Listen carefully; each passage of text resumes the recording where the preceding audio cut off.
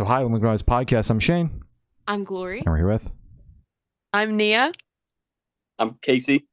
And I'm Rena, and we are Hey Violet. All right, some questions to say about the upcoming album, Aftertaste. So congrats on that, by the way. How do you guys feel about the response, the announcement so far? So good. Oh, yeah. Overwhelming. It's a little sad, little happy. It's our second and final album. But yeah, thank you. We're super stoked. We're glad to finally have a second album out. And fans have also been having a very bittersweet response. They're very happy, we're putting out a new body of work. But it's our last body of work, so it's been very emotional. Yeah. The album is incredible. It's so good. Oh yeah, it's incredible. A lot of catchy bangers on there. Thank you. Of course. So, is there any meaning behind the album title or cover art? Yeah. I'll take it away.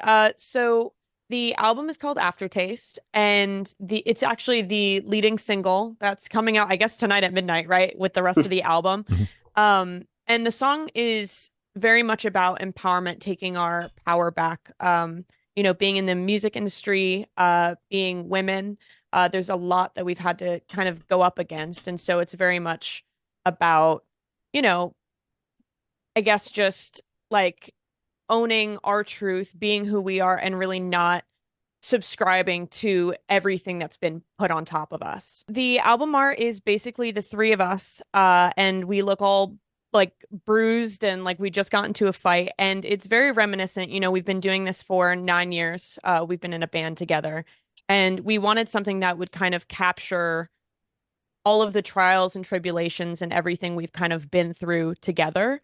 And we thought that, having this like story about having just been in a fight and, we had each other's backs and all that stuff. It was very much like, I don't know, it was such a fun shoot. And I also really love the fact that there is like a level of the musicality, Casey holding the guitar while I'm kind of like wiping one of Rena's wounds. It's very much like we have each other's backs. And that was kind of, the whole purpose of the album is we've been through this together, and we came out the other end, and everything's going to be okay is kind of the grand scheme of things. Yeah. I like how it kind of ties everything together, the story of the record, and then also the story of the band. Like, you guys have been through a lot, you've gotten beaten, you've gotten bruised, but you're still here, and you survived. Yeah. Thank you. Oh yeah. So can you guys tell us a little bit about your writing process for the album? Yeah, so we went in with pretty much every song had a different producer, different writers. We went in with a multitude of different people, and I feel like it was kind of the most honest we've ever gotten in the sessions. Nia and I were kind of talking about it and realized the whole concept of the album kind of kept revealing itself the more that we went into these sessions and the deeper that we dug.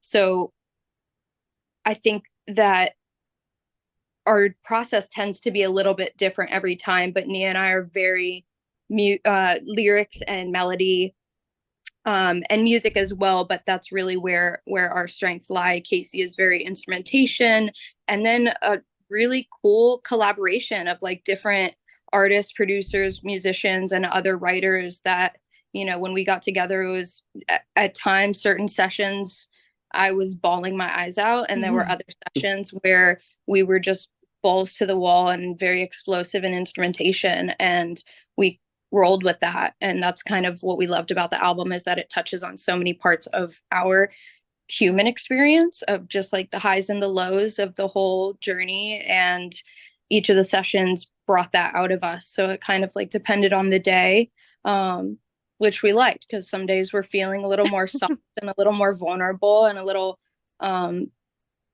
quieter, and then there are days where we just come in and our stuff is splayed all over the producer's couch, and they're like, oh, I guess we're moving in. And yeah, so we liked that about it. So it tended to be it was a pretty all over wide the place spectrum. like us. Yeah. When you guys are going into a session, are you guys like the song has to start and finish in the same day, or are you guys a band that will come back to something post session? I feel like we maybe started out that way, like way early in our career, where it was like, okay, we have to finish the song.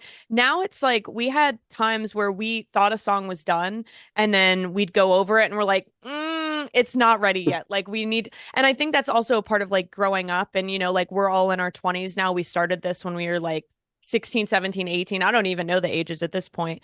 So it's very much like, again, like very true to the album is like we decided that we weren't going to, you know, just let things be. If we wanted things to be perfect, especially this being our last album, we wanted to go in and make sure everything was right.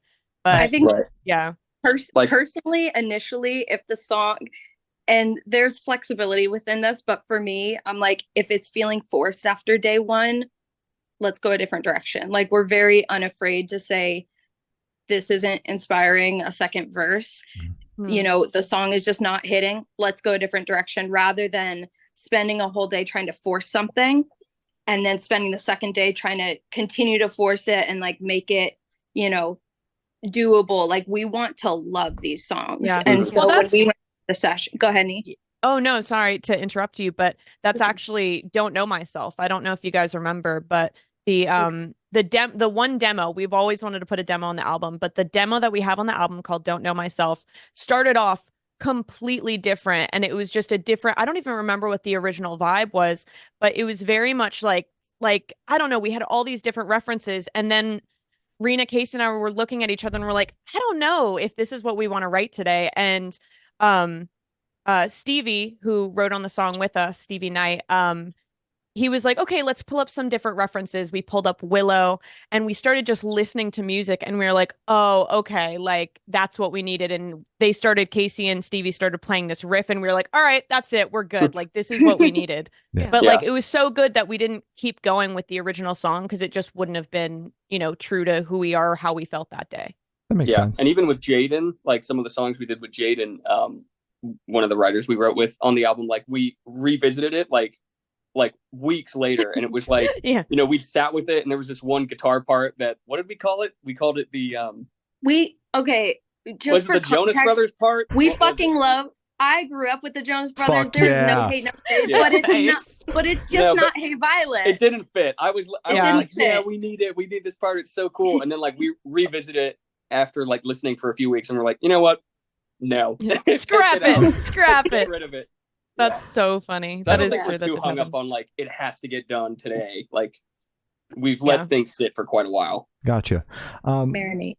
Curious as to at what point did this kind of become in the process like the last record and not just the second record? Was it from the get-go? Was it throughout the process? Because obviously you guys don't hate each other. We're sitting here talking to all three of you at the same time. So I would assume there wasn't a huge infight and you guys are just pretending to like each other for the sake of this interview. So we'd like to get into that a little bit if you guys are comfortable talking about it. Yeah, absolutely. It was kind of funny because we all hopped on a call. I think it was last year, like late last year at some point. And it's been a few talks, but I remember that one specific call and I was the one that initiated, and I was like, is this, are we ready to move like forward with other projects and pursuing other things? Like, and we were all on the same page. Like it was just completely, it feels so unnatural because a lot of people, many people do know this, but a lot of people don't know. It's been almost a decade for us, you know? And so, you know, coming together and just being like, we're ready to pursue other things. You know, we want to give our fans this last body of work. But it didn't start with our second album, our final album. It was like, we think we're ready to lay the band to rest. And how do we want to proceed? Our fans deserve this body of work that we have been working on, because we kind of, at that time, we really hadn't stopped writing, but there wasn't a second album in place. But we were like, we want to finish a body of work and honor this the way that we want to honor this. So yeah, we were all pretty much on the same page. But you know, we love each other and we laugh and we joke, but we also fight like siblings. and we argue like siblings. Yeah, like you should see us in fucking rehearsals. Like sometimes we're at each other's throats, but it's all out of the love of this project. And, you know, we realized that there are other avenues that we want to pursue and see where they take us. And yeah, that's kind of the conclusion we came to.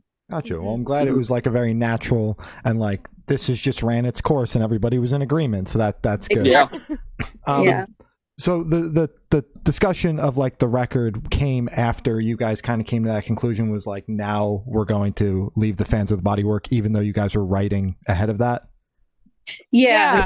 There were a lot of songs that Nia loves to leak snippets, so we have a lot of like, I thought you didn't know. I thought I was doing it so secret. There are snippets online that fans are like, put this on the album, put that on the album. But, you know, this was a very intentional project, and we had the message that we wanted to delve into for all of the songs, for the story of the entire album. And while we love those tracks, and at the same time, like, I think, you know, people see okay, now the album's coming out, but there's always writing behind the scene. There's always like me up at 3 a.m. writing 8 poems on my fucking phone note that could become a song the next day. You know, like there's always that part.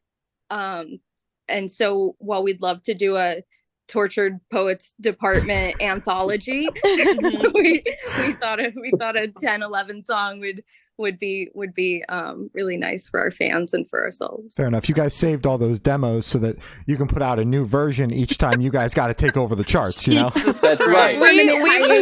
Yeah, exactly. Actually, that's so funny because when we were in talks about a tour forever ago, we're trying to invite our friends Voila on tour with us, and I realized we didn't like tell them beforehand. Like our teams talked to each other, and like it was like this is their last tour. So when we got on the call with them, they're like, please tell us this is a marketing stunt. And we were like, sorry. Like, sorry, it's not. Like, also, I'm sorry that we didn't call you directly to tell you. Like, it was so funny. But yeah, it was like, people have definitely been like, so, like, this is a joke, right? And we're like, no, it's not a joke. The grief does not feel like a joke. Yeah, that's completely for sure. fair. So kind of like while going into writing for this album, and you're kind of in the mindset of this is the last piece of work we're releasing, is there any extra added pressure that you guys are feeling now that the album is literally just around the corner? Like, how are you guys feeling personally, just pressure wise, anxiety, anything?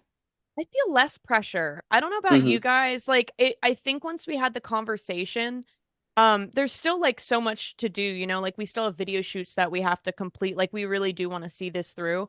But I felt like the fact that we had kind of an end date on it, it's like, oh, like I know there's still a lot of grief involved, and I've cried so much like about this just because it's been a part of us for so long. As I know Rena and Casey have as well. But it does feel kind of like this big weight has been lifted as well, which is also the kind of the way that you know something is like the right thing, you know, like it's uncomfortable, but it's like this really beautiful change. So Casey, Rena, how do you guys feel about it? Yeah, it feels like, it definitely feels better. I think it was worse before, because before Rena brought it up and talked about it, you know, we had all been feeling this and thinking this for a little bit, and no one really wanted to bring it up or like kind of draw any attention to it. And then when Rena kind of brought it forward, it was like, oh, like all That's three of us have been thinking the same thing this whole time. We all feel the same way. And so then when we decided like, okay, this, you know, this second album that we've been working on is going to be our last, it was like, it was like kind of a relief in a way, even though it's such a big change. But yeah, I feel good about it. Rena? I think for me, there's a weight that's been lifted in terms of the ending of the band, and also like it just comes to mind, you know,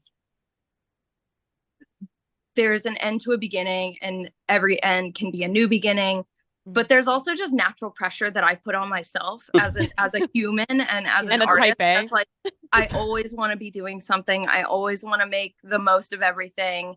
And like, Yeah, I don't know if it's type A. I don't know if it's perfectionism. I don't know if it's just like mental illness, but I want to do all the things, and I feel like the pressure that is on it is just wanting to honor this in the way that we feel is fit for how long we've been working on this, and how many tears have been shed, not just from ourselves, but like fans at concerts that see us and have shared their stories and all of that. So I think there's a pressure of like, you know, giving this the moment that it deserves, and also knowing when to stop. Yeah, I think that makes sense. Respect for myself. Yeah. And do you guys personally feel like you have said everything you wanted to say using this band? Or do you feel like there's still, like, just in the back of your head, maybe there's something still that you haven't touched on yet, or something left unsaid, just music-wise? That's such a good question. I don't think we've ever been asked that question. Or you cooked with that one. Yeah, you really.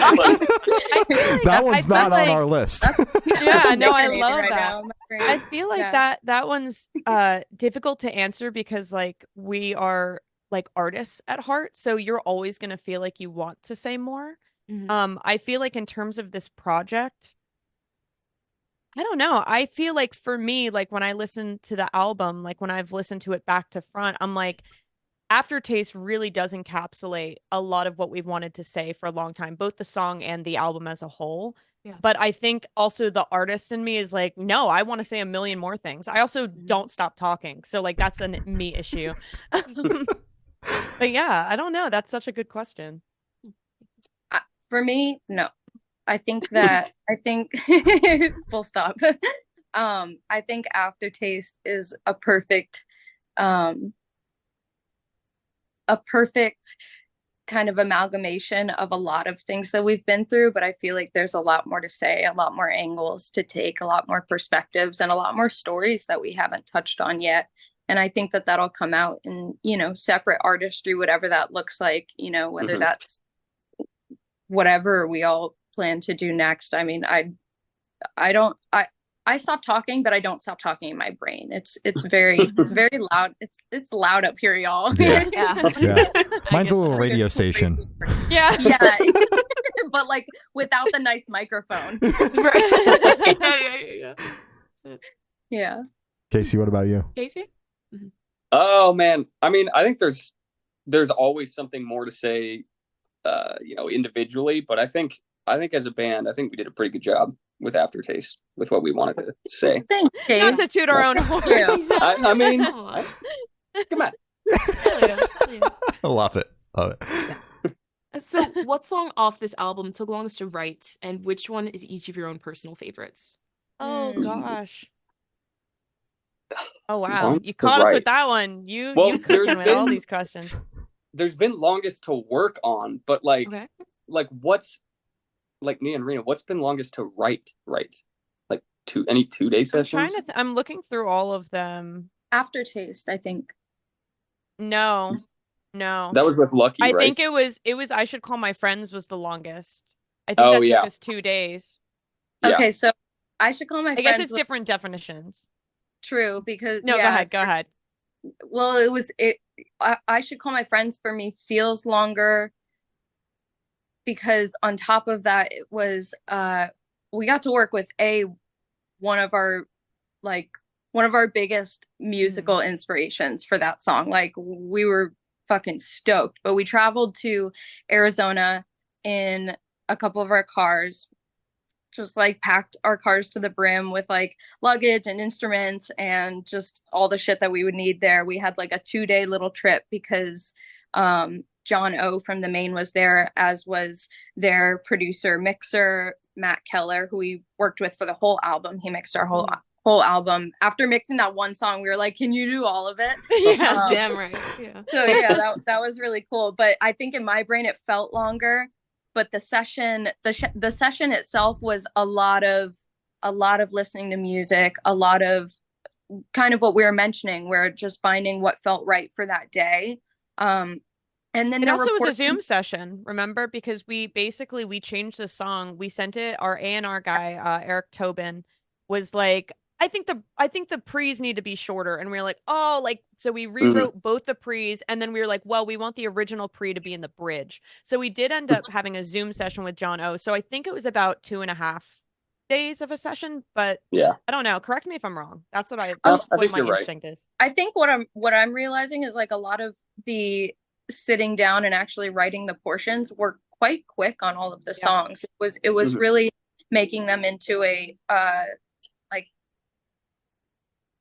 palatable song. Like we had all these parts, and once we sat down and we were like, okay, we want a bridge vocal here, and it kind of just spewed out really quickly. But it was the creating of each song and like allowing that to be the track that it was.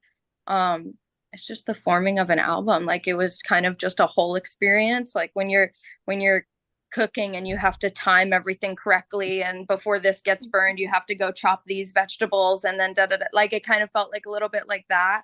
But I think thinking about all of the songs, they were quite quick. Good. Yeah, we also go into sessions generally kind of knowing what we want to talk about that day. We either come in with like a title or like a melody, or like usually we'll have a conversation. We'll be on the way to the session, like we'll be on the phone being like, okay, so this is what I'm feeling, and ba ba ba, and then we'll kind of come in with poems and all that stuff. So I think that's also one of the reasons that the initial session is so quick, but the tailoring and the not tailoring, but the editing takes a long time. Yeah. What about the favorites? Yeah. Oh, Mine tends to switch often, but right now it's Dead to Me. Nice. Wow. Yeah, Casey, you go. I'm still figuring it out.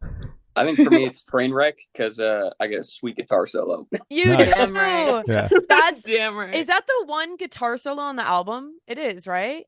I think there's, if you want to count the one in like Hazy, but it's that's more fair. of a part than a solo. Yeah. But, yeah. There is. That one is so fun. That's such a fun song. I think like I like we've had such a soft spot like in our heart for Best Imposter because of the message. So I feel like that's always one I end up going back to, of just like, I don't know, it just like swirls around and scratches my brain just right. Damn, there's a lot of good contenders though. I feel like I have at least like I've been listening to the album this week just like in my Dropbox, just going back and forth, and I've been like crying to all the songs because I'm like really proud, and I'm like, I don't know which one's a favorite. Yeah. But yeah, we'll say for right now, Best Imposter for sure. All right, sounds good.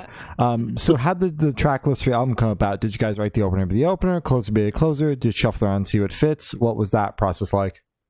We're very intentional when it comes to track list in an album. It's kind of funny because so much of modern generation does not listen to full albums, but those that do, I'm definitely one of those people that when an artist comes out with a new album, I listen front to back, because I know that when it comes to artistry, there is a story and there is a message, and if there's not, someone ordered those songs to be that way. And for us, it's always been very intentional. So we actually sit down on a session where we can all hear the same songs and listen front to back what feels good going into the next one, taking into consideration the message of the song, and if it leads into, I was a little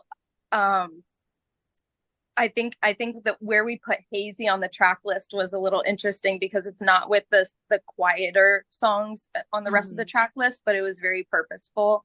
And so we listen front to back. It's very intentional for us, because it's its own, again, it's just a part of honoring that story and creating a somewhat seamless or intentionally not seamless order of songs. Gotcha. Yeah, big respect to any band that still gives a shit about track listing, because it is such a single driven world. That's why we ask it. We give a shit about the track list. We like how albums flow, and I appreciate bands that do.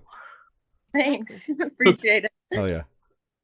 So how do you guys recommend your fans to listen to this album for the first time? Should they play in the car with friends, dark with headphones on? Should they work out to it? What do you guys personally recommend? I love your guys' questions. Yeah, this is so fun. For me, I think it's like in the car, even though the audio quality isn't the best, there are some songs that we just kind of went in and wrote, and we were like, this is great just to have your windows down and like listening to it, like especially at sundown or something like that. But damn, oh my gosh, I don't know. Like the first time you're listening to it, it's like you don't get that back. I'm a headphone. Yeah. I'm a headphones girly, so I want to be completely encapsulated by all of the songs and just lose myself in those worlds. I've had a really strange experience because I've also been working out to all of the songs because I want to get through an entire set list, doing like all jumping jacks, just like kind of crazy cardio bullshit.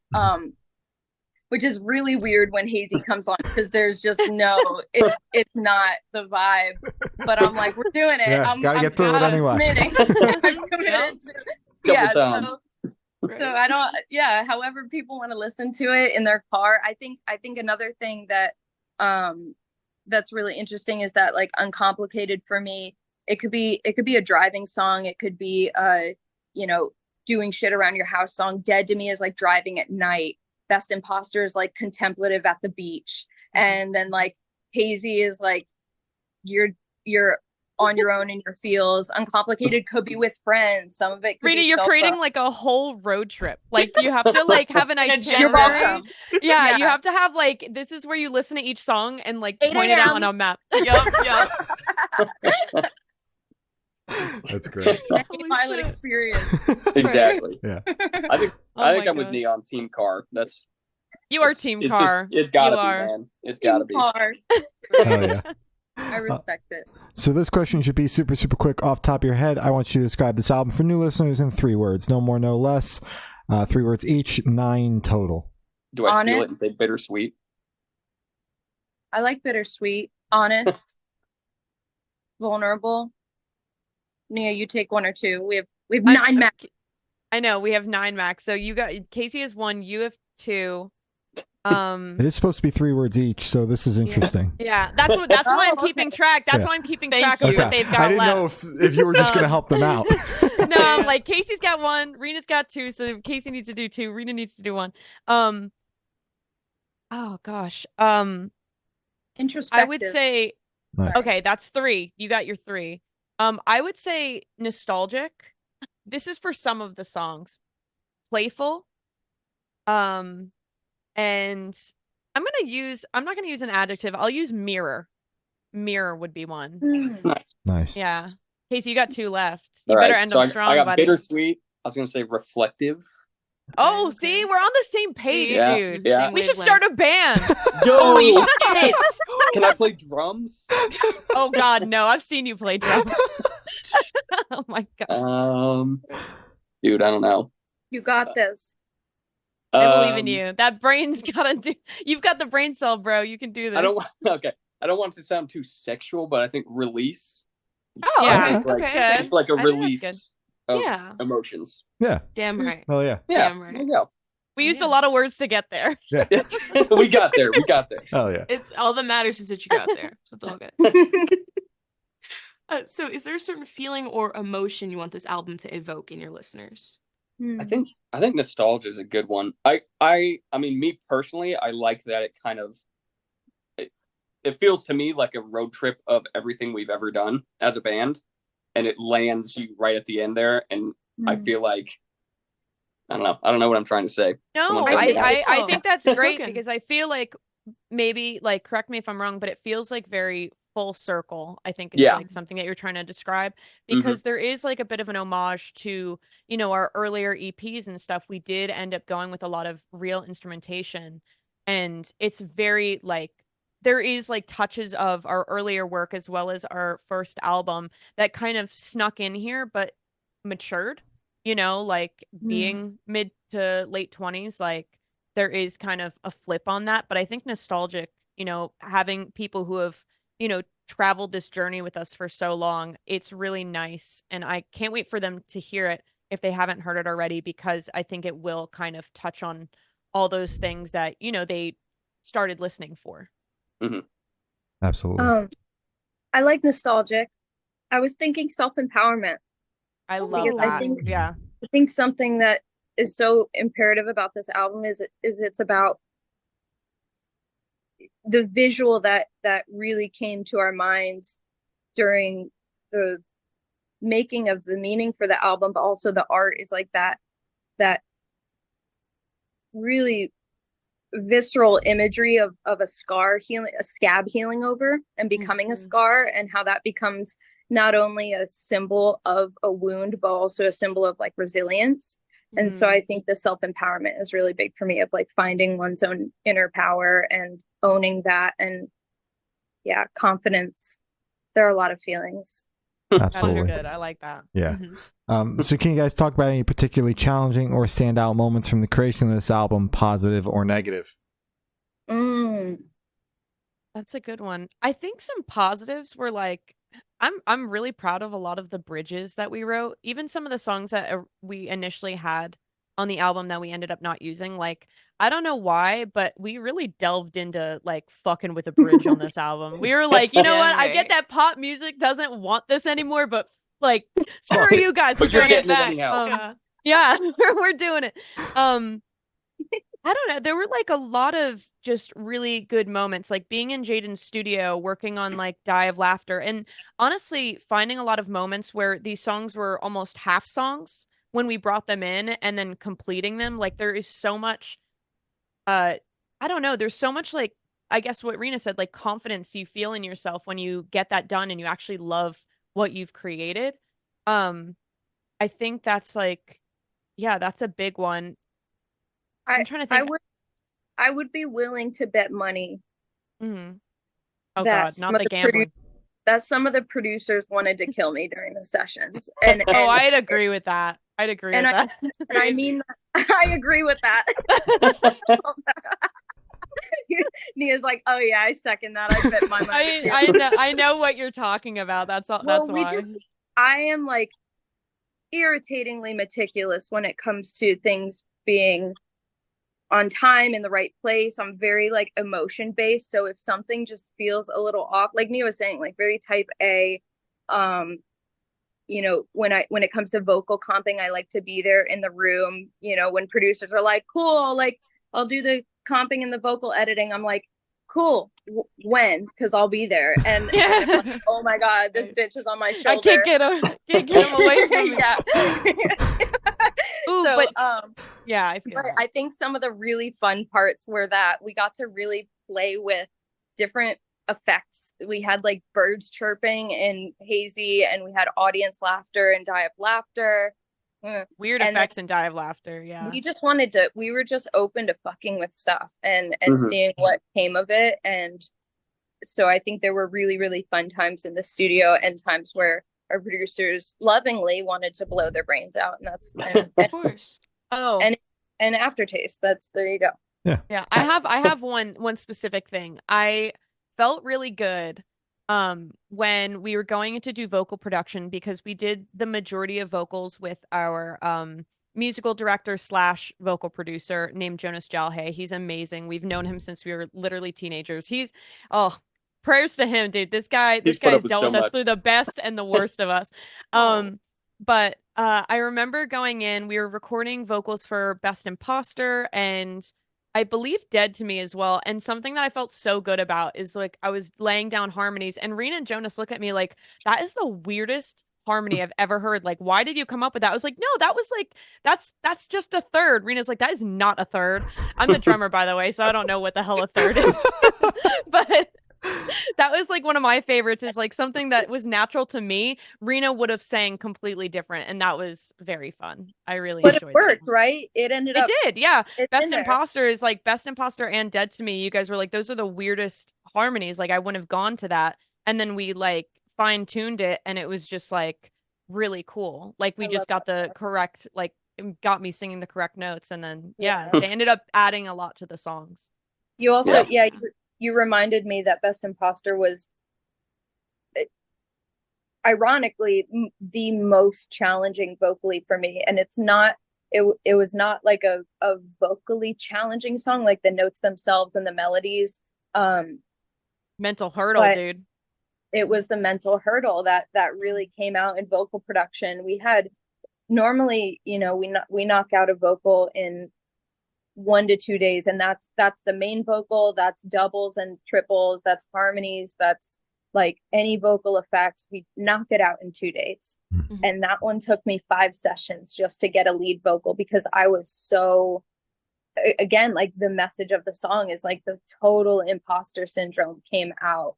And like Jonas saw me at near maybe my 9 out of 10 of like worse. Like I was crying in the car. I was like, oh my God, I can't sing. I'm a singer and I can't sing. How did I get here? Like it was a whole fucking thing.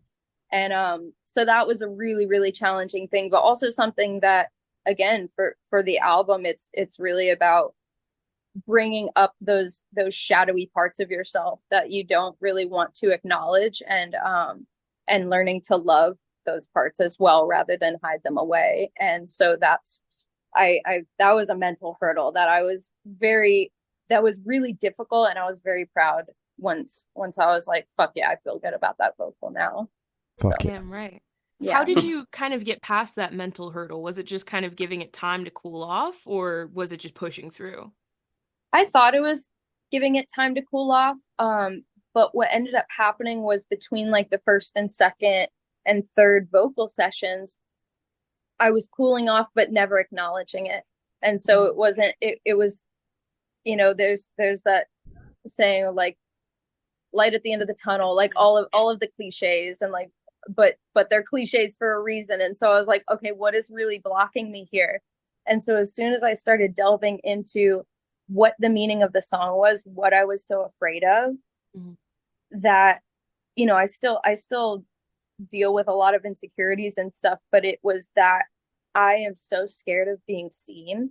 And so the imposter syndrome of like getting up on stage, but then also being an introvert, and like being an outgoing introvert, but then like not feeling like I'm confident enough to do so. So it was really this, I was faced with a lot of strange dichotomies of myself that it was coming out with a lot of tension in my vocal. A ton of water. I had a lot of hydration. Stay hydrated. Yeah. I quit smoking. I started smoking. I quit smoking again. You know, like it was all the things, surface and internal, that I just had to kind of like face head on, and I think is like a constant struggle, but it was a really eye-opening experience of like, I need to just own my shit. Like, stop overthinking this. This is the imposter syndrome. This is exactly what's coming up. So that really helped get through it. Damn right. Sometimes you just gotta gas yourself up and say like, dude, I'm the shit. Sometimes you do. Yeah. You gotta throw on Doechii and SZA and just be a bad bitch in your feels, and it's fine. Exactly. Everyone needs it. Everyone needs it. So for this question, I want you guys to picture you're on tour. You're at a gas station for a rest stop. You're going in. What is your snack of choice? Pickles. Oh, damn hot right. fries. Oh, Hot damn fries, right. dude. Wow. Oh my God. Hot fries are so good. Casey with this chocolate pretzels. What is it, Casey? No, dude, the fucking Nature Valley bars. Oh yeah, The yeah. chewy ones or the crunchy ones? The crunchy, like leave a mess all over you ones. Oh, okay. Yeah. All right. Yeah. Casey's a granola boy at heart. Yeah. Hell Sorry. yeah. Also Gatorade. Don't corn apologize, dogs. Casey. Gatorade. Do you have a I'm favorite like- color of Gatorade? Blue. Blue. Damn right. Yeah. Or I'll fuck with like the Pedialyte, like an adult baby. Oh, I hate and that. yeah, They taste so strange, but they're I'm gonna let strange, you have but it. you know that thing where you're like, this is burning, but it's like medicinal burning, so I know it's good for me. Yes. That's kind of like what that's like, but not burning. It's just like, this is like salty sweet. It's very, but I've learned to like it. Yeah. Brother, I usually just take a ginger shot for Oh, that's so true. good. Ginger shot is so Yup. good. Yeah. I've been making them Yeah. recently. I'm fucking addicted. Shane's like, kinda like ew. them. Shane's like, that's disgusting. She recently, I was sick not that long ago, and I was texting her because we had to cancel interviews, and she was like, "You should take this shot with like ginger and lemon and black Ginger and pepper lemon, and this black and that," pepper, and I'm like, turmeric. "Oh." I was like, Yeah. dude, you'll be fixed up in like fucking 24 hours if you take that shot. Yeah. No joke, Rena Oh. solved all my problems. I feel like I was on the verge of like, I don't know, like enlightenment, because she's just getting this shit from Air One, and she fully nursing me back to health was like, It was horrible because every day I'd wake up and I was like, I don't want to do it. Like, and she would come and she'd like knock on my door. She's like, we're doing the shot. And I was like, this is not like a fun way to go about my day. But it knocked it out. Like, usually my sickness will, like, when I get a cold or the flu or anything, it'll last like a week to 2 weeks. She knocked it out for me in like 3 days. I was like, I cannot deny. I'm merely like anecdotal evidence, but that shit works, dude. I don't know what they're putting in that. Like, when the sickness hits me. When the sickness hits. She heals me. When I fall ill. Jesus. When I fall ill. My God. So on the topic of food, if the band was a dish, what dish would the band be and why? Oh, God. I feel like it would be kind of gross. Pasta, why would we be gross? I don't know. Pasta arrabbiata, because it's vegan. It's a little bit spicy. Oh, and it's got tomatoes, which I hate. Also, it's a good it's a comfort food. Wait, do you hate us? Is that what you're saying? I was like, Casey coming out. Casey comes out. I'm like, oh my God, we just went over that you guys are okay. Yeah, he's good at putting on a face. I think also it's like a comfort dish. So I would agree with that. That's a good one. Like, pasta feels very natural for us. Casey also like loves to cook. He's like a really good chef. Oh, stop.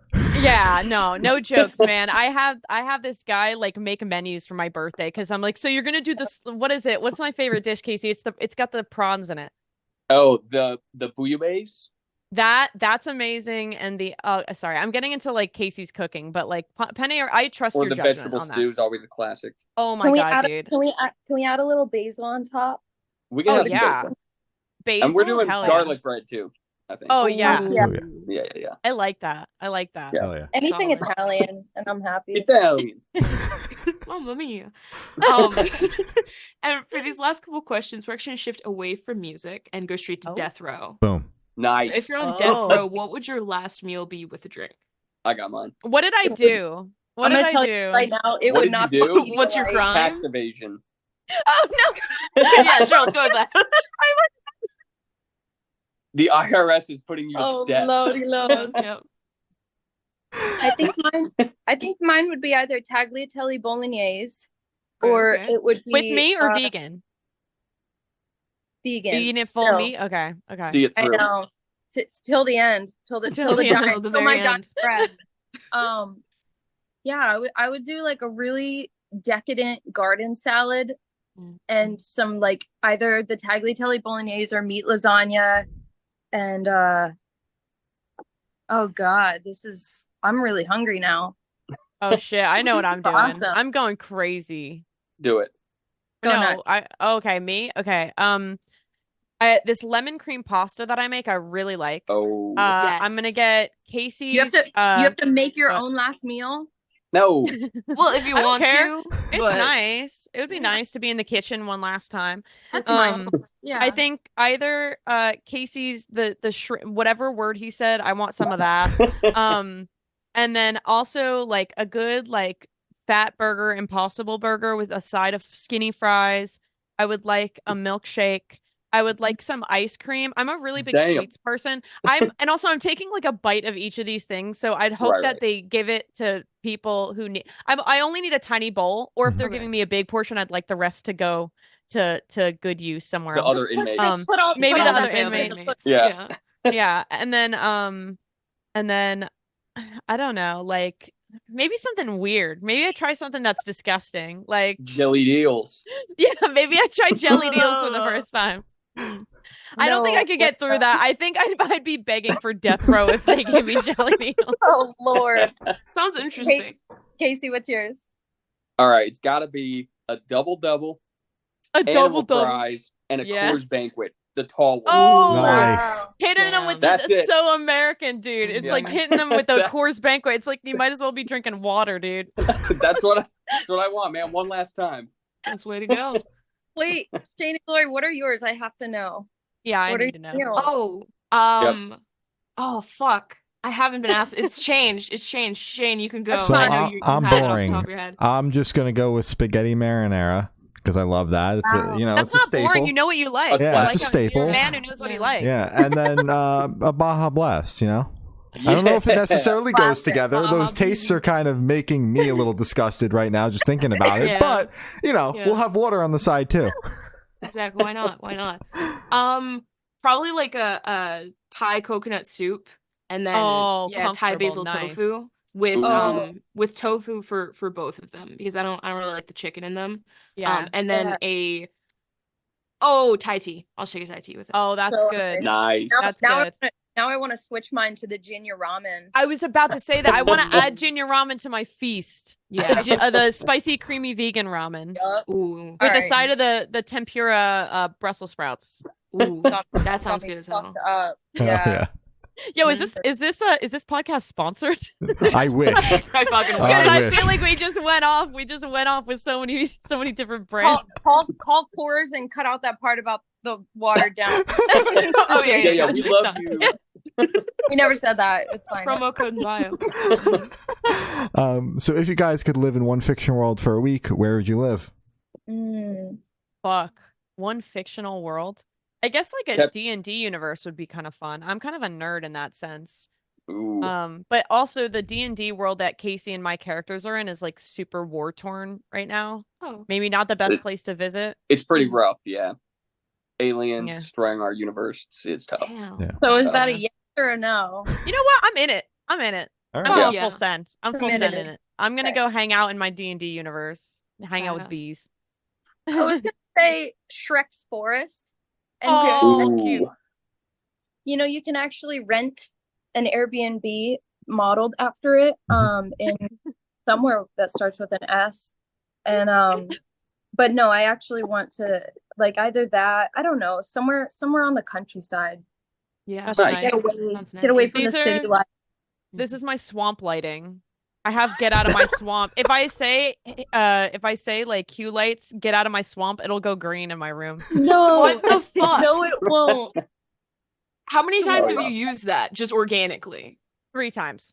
Are you fucking kidding me? Yeah, organically, but also I live like my sister and I live like she's in the other room, so it's like I only come home to me pretty much. So like me being like Shrek, get out of my swamp, and it goes green. There's no reason to be doing that. I don't even like green lighting. Like it's horrible. We call our apartment the Lagoon, so it's very fitting. That's beautiful. True. It's nice to have a swamp and a lagoon. It's like we're being drowned over here. Exactly. Yeah. And Casey, So where are much you pond living? water. Yeah. Yeah, where are you living, Case? Dude, I don't know. Barbie universe? That would be pretty cool. I want to go there. You can have some nice outfits. Yeah. I don't know, dude. Yeah, I'll chill in the Barbie universe. Fuck yeah. Yeah. Why not? Yeah. Or what's it Me called? and the Ken cool vibe. Yeah. I can't remember what. Not Kentopia. Kendom, isn't it? Kendom. Thank you. Kendom. Yeah. Yeah. Kentopia. Like some weird third thing. Right. Oh my goodness. Right. And so I have the honor of asking the last question. Every single person we've spoken to has actually said it is the most important question. Oh. What is your favorite color? Is it the most important question? It is.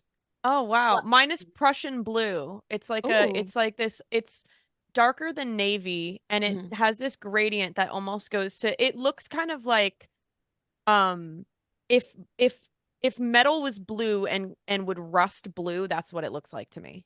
Ooh. That's a great description. Nice. Thank you. For me, it's got to be I know Casey. brown. Yeah. Brown. Nice. Hell yeah. Half my closet is brown. This Like, man is all I own is earth tones. Whenever they ask Hell me, yeah. like, hey, can we have a photo shoot coming up? Do you have anything like fun? And I'm like, sorry, all I have is like brown or green and tan. Wait, what Black. shade, Casey, what shade of brown though? Do you still kind of like the pale brown, like the 70s brownish? Or do you like a deep brown? Like a walnut.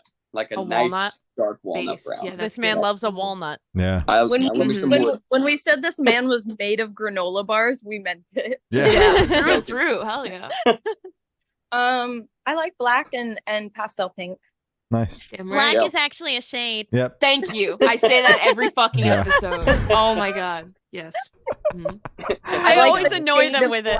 It's so fucking fun because I do this whole spiel and then I just say, okay, fuck your answer, pick an actual color, please. It's oh my god, I love that. That's awesome. I like the absence of color. Oh my god. Get out. So Get the fuck out, kick me out of the So as Gloria said, that's all the questions I have today. Is there anything that you guys like to plug? We have an album coming out. It's out by now. Last one. It's out. Yeah, our last album, Aftertaste. And yeah, Rena, what were you gonna say? I was just gonna say that, and keep an eye out for our very last show coming up. It's gonna be really fun and really sad, and we're all gonna cry together. And yeah, just follow us on at Hey Violet, at It's Hey Violet, you know, the whole shebang. Oh yeah. Oh, but there is one last thing. Oh, But after the album, we've agreed to put out a Christmas song cover every year. God damn it. Perpetuity. We have this we have this joke. It's not even a song that we write. We make this joke about how we'll see you next time. We'll see you next year when we get together for one last Christmas. One last Christmas. Oh my God. No, absolutely not. We love the joke though. Yeah. for running band joke. Thank you guys so much. Your questions. Thank are you. Yeah, thank you guys. Thank you, Appreciate Glory. that. Thank you, Shane. Appreciate you guys. Yeah. Well, thank you for so much. sounds, guys. It's been Hey Violet, and we have been the Good Noise Podcast.